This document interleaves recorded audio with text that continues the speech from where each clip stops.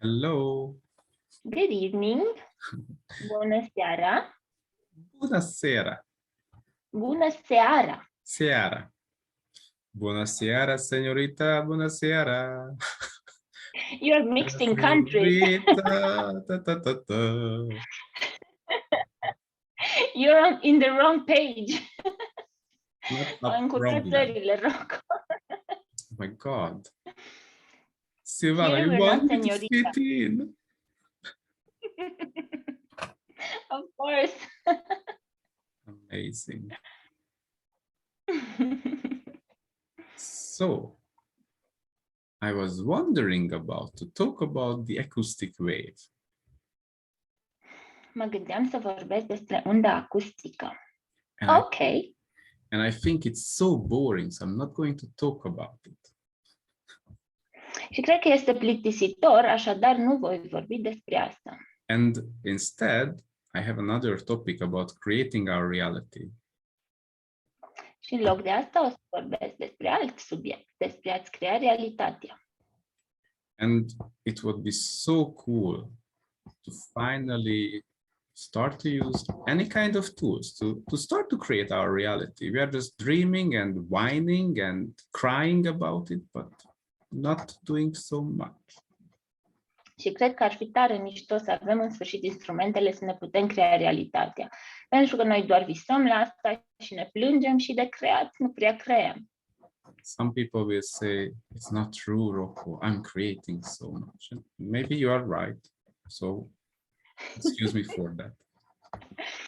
Unii o să spună, nu e adevărat, Rocco, creezi așa de mult.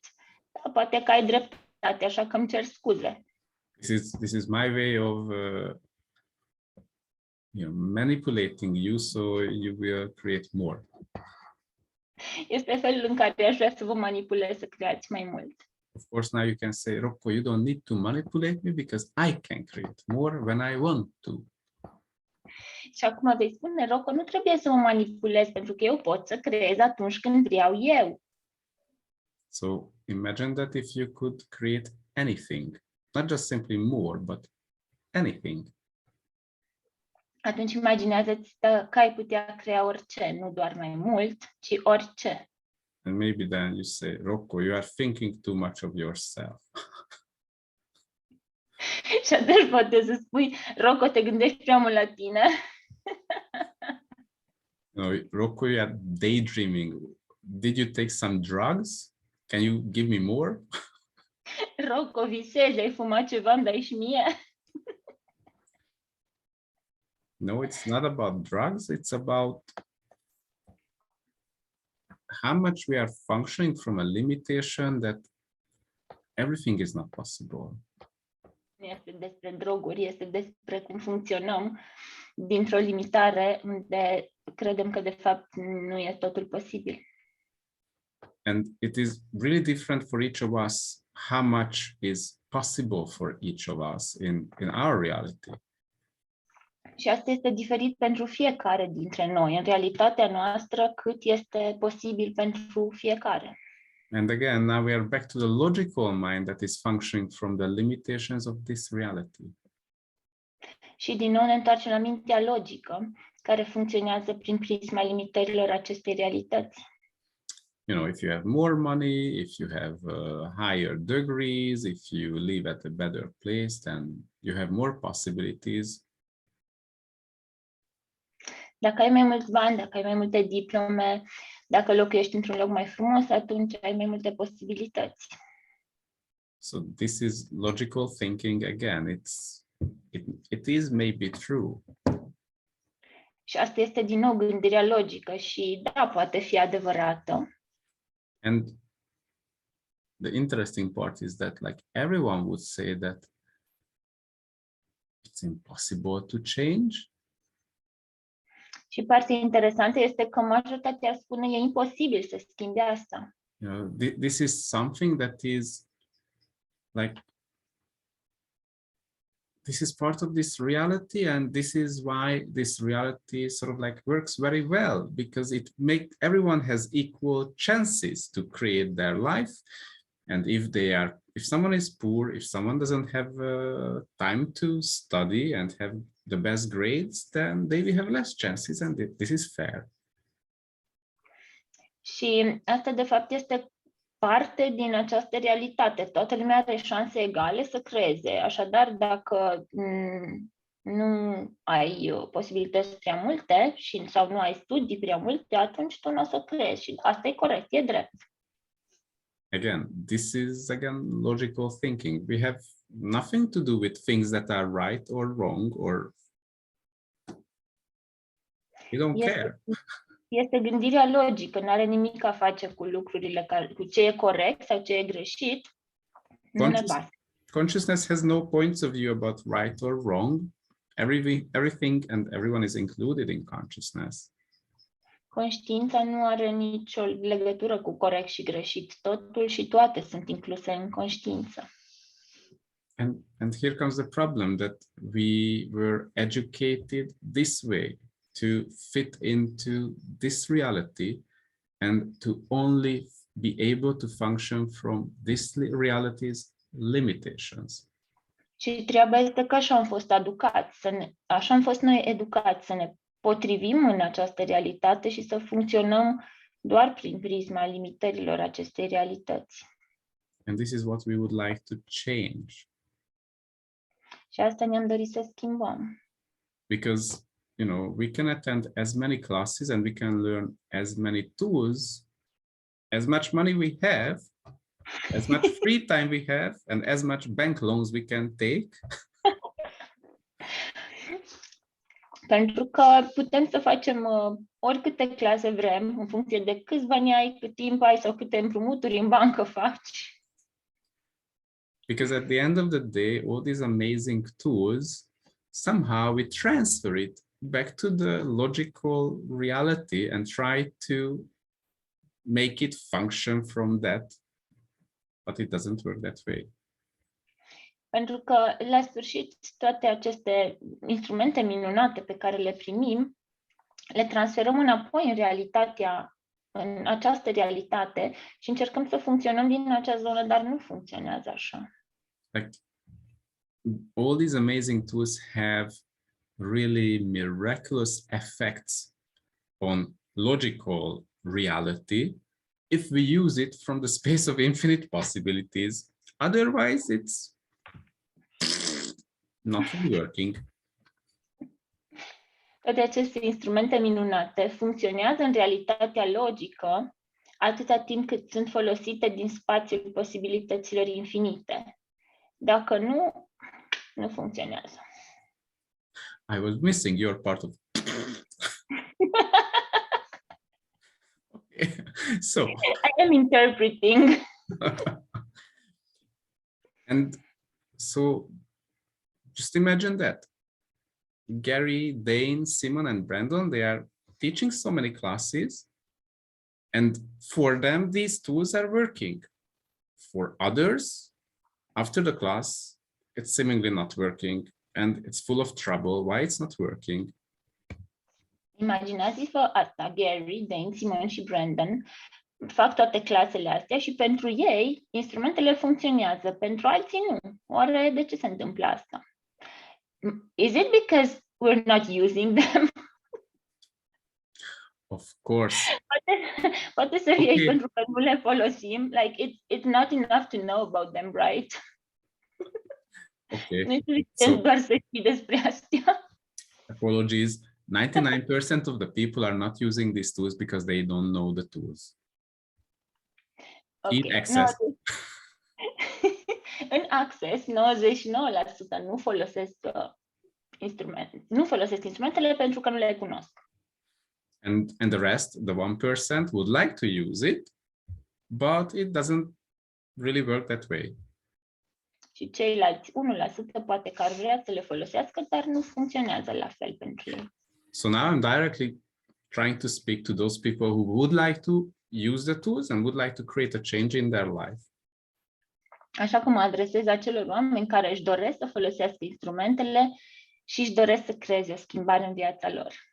And for that to show up, it is all about to start to function from the space of infinite possibilities and use the tools from that space.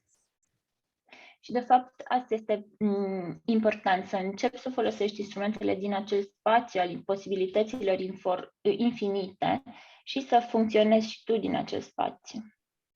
And I didn't say I promise I'm not going to talk about the acoustic way. I just said I'm not going to talk about, so there is no promise I can break now. Și n-am promis nimic, n-am spus promit că nu vorbesc despre unda acustică, așa că nu există promisiune pe care nu o poți încălca. Because the acoustic wave, from one aspect of it, is the nature of you, the infinite being. This is your space. Pentru că unda acustică este natura ta ca ființă infinită. Acesta este spațiul tău. And this is the space of the infinite possibilities. Și este spațiul posibilităților infinite. But imagine that for your whole life and for all the previous lifetimes, you were educated to fit into the limited reality. Dar imaginează-ți că în toată viața și în celelalte vieți ai fost educat să funcționezi din realitatea aceasta limitată.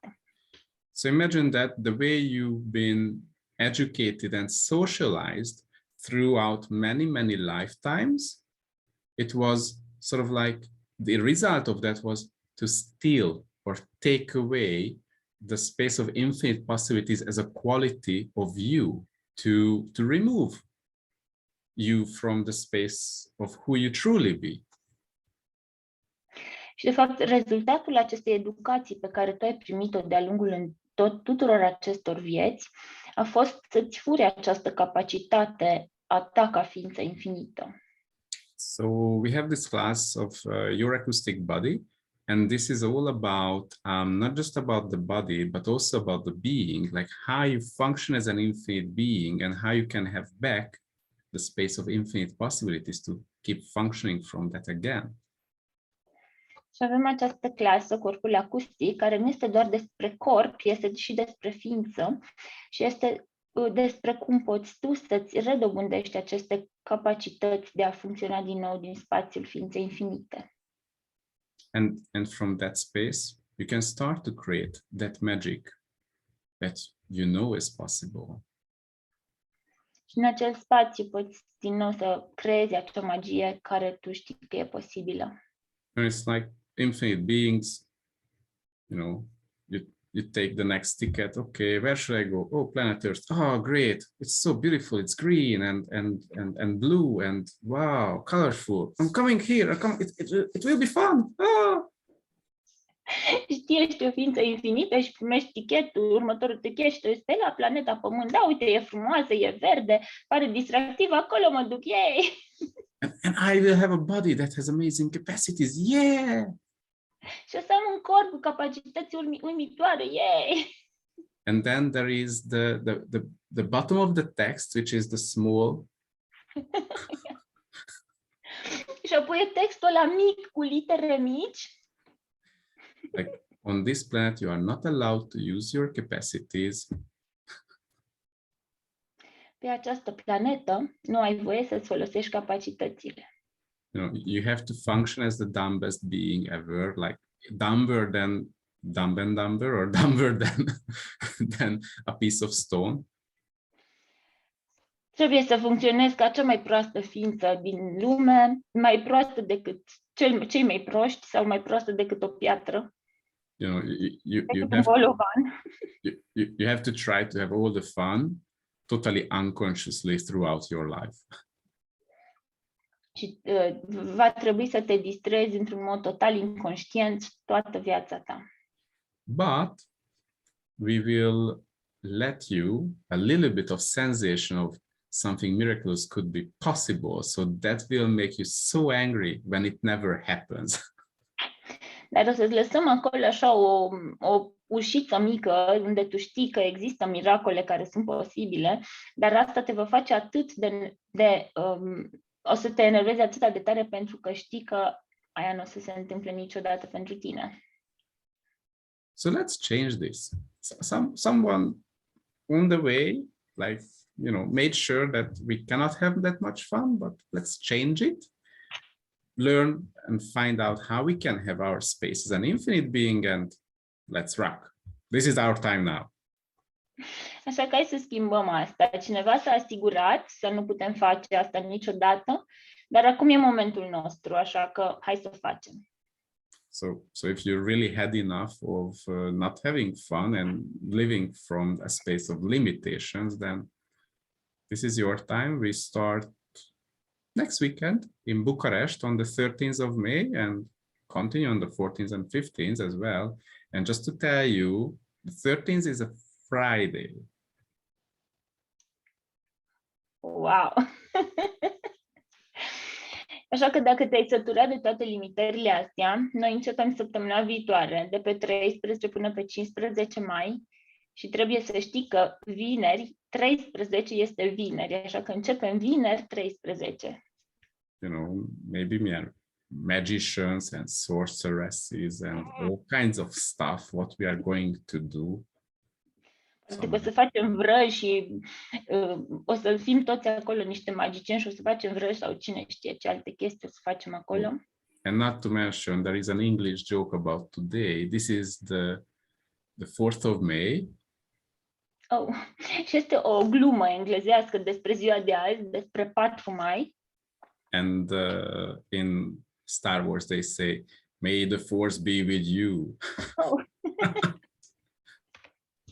It's not really translatable. În Star Wars este aceea, fie ca forța să fie cu tine, may the force be with you, și în engleză este may the fourth be with you. It's a Big Bang Theory joke. Oh yes. So o glumă din filmul Teoria Big Bang. So actually, I would like to invite everyone who would like to be a Jedi again, or have those capacities again, or have that much fun, at least, that Luke Skywalker had. not after he lost his left hand, but before maybe. Și aș vrea să-i invit pe toți care vor să redevină un Jedi și care vor să se distreze ca și Luke Skywalker înainte să-și piardă capul. So we would use the lightsaber and lots of clearings and cutting all the energy apart, and we will have like a new sensation of the space of the infinite beings we are. Maybe we will use the mitochondriums for speeding up the processes. O să facem multe curățări, o să retezăm așa energia și poate că o să folosim mai mult what that is. The mitochondrium, I have no idea. This is what is all the Jedi's blood is full of, that makes them so special. Este ceva care din sângele Jedi care îi face așa de speciali. In our context, this is the space of the infinite beings who we are. În contextul nostru este spațiul posibilităților infinite care suntem. Thank you. So very soon we'll see each other on Bucharest and have fun. Foarte curând o să ne vedem în București. Să vă distrați. I personally can't wait. I'm allowed to say, you are not allowed to say, but this is my favorite of your classes. Eu am voie să spun, el n-are voie. Este clasa mea preferată din toate clasele lui. Like, I did almost all of them. Le-am făcut aproape pe toate și este preferata mea, așa că subiectiv vă spun, haideți la București. Thank you. Thank you so much. Mulțumesc. Mulțumesc. Mulțumesc. See you. Bye-bye. La București.